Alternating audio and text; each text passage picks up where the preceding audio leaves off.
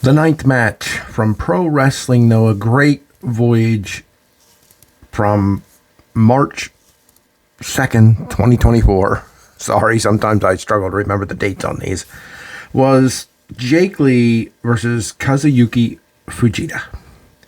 Now, this was a special match. It actually was billed as a special singles match, but it was a special match in numerous ways. Even tested the wrestling snob's favor, if you will. If I could try to explain what I mean, most modern wrestling fans would hate this. Okay, it's very, very slow paced, very methodical, just very much brings back the days of Enochiism. And I know many of you are going to go running, screaming for the doors and windows hearing that. And there was a part of me that didn't want to watch this. And let me be honest with you. The reason was because I already watched a 20-minute tag team draw. And I did not want to watch another draw, 30-minute one, which is what this was. So if that's all you want to know, you can leave now. I didn't want to watch 50 minutes in draws. I like to see winners. And now, hang with me here. I'm not really bitching. I'm just being honest. But I sucked it up and I watched this, and it was definitely different. It was definitely something you don't see in wrestling at all anymore, except maybe in Fujita matches. And it's really, really based in realism, if you will. And who cries and calls for more realism in wrestling than I, myself, the wrestling snob? Who? There's nobody. There's nobody out there crying for more reality in professional wrestling than Adam Lavelle of Wrestling Done Right, of the wrestling snob reputation. And so for that, I do appreciate it. The first 10 minutes of this was pretty even back and forth stuff. Maybe the first 5 minutes. Let's say 5 minutes. Pretty back and forth. Very slow. Very methodical. Trying to get a feel for one another. Just pretty even stuff because there wasn't a whole lot of action. The next 10 minutes was pretty much, I don't want to say dominated, but controlled by Kazuyuki Fujita. He hurt Jake Lee.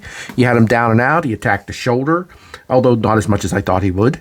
He really just tried to just take him out in many different ways. Outside the ring work, all kinds of stuff. Just the monster, the beast came out to play.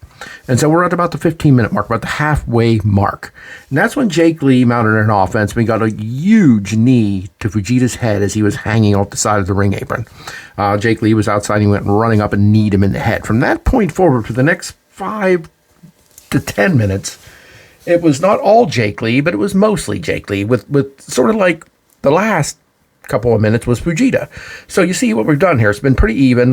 And then it's back and forth. And now we're at about, the 25-minute mark. We only have 5 minutes remaining. This was a pretty fast 30-minute match, even though the action was very slow. And I don't know if I can make that make sense, but it's just the truth. And the last 5 minutes was pretty even again. You had a feel that either one of them could win this up until about 2 minutes remaining. And it was all Fujita. And you thought, okay, here we go. I knew it wasn't going to happen because unfortunately, I knew the results of this before, but it looked like Fujita was going to win it. It really did. The last 2 minutes or so, he slowly and methodically dominated Jake Lee. Hit him when he hit that punt, that running punt kick to the head. I thought, okay, if I didn't know this was a draw, I would assume Fujita has this. And then he slowly prepared him for that power bomb, and he no sooner started to lift him, and the bell rang for the 30-minute draw. So that was a little weird. It's not really a complaint. I think Fujita is just so cocky, arrogant, full of himself. And sometimes I think it's legit, too. I think he's a nice guy, but I really think he's legitimately full of himself at the same time.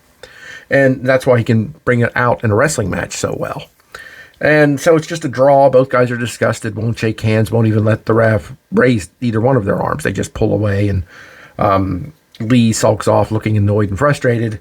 Fujita grabs his little energy drink, Viper Venom or something it's called, and drinks it and slaps hands with the crowd and motions that he's going to go drink some more in the back. So there you have it. My view of this match was I liked it overall. I liked it. I could see why some would not. And I could see why some would be like, it was okay. I don't know if I want to give it a rating. It's hard for me to rate. 5 stars, what would I give it? 4? 4. I think it was good enough and very interesting. And honestly, I'm all for them facing each other again, but I really don't want to see them in a 60-minute match because I think as much as I like wrestling being as real as can be, a 60-minute match would be just too much. Too much of this style that I enjoy and appreciate. I don't want to say love. I love, if you've ever seen the pure matches in Ring of Honor, the old Ring of Honor, not this Tony Khan crap. That's my absolute favorite style of match. This wasn't that, but it was very Inokiism and I think enjoyable, but I wouldn't want to see a whole lot of this, and I definitely wouldn't want to see a match over 30 minutes of this. I just wouldn't, and I absolutely don't want to see another 30-minute stare down like we had back in the pandemic when it was Fujita and Goji Ozaki. I never want to see that again in my life.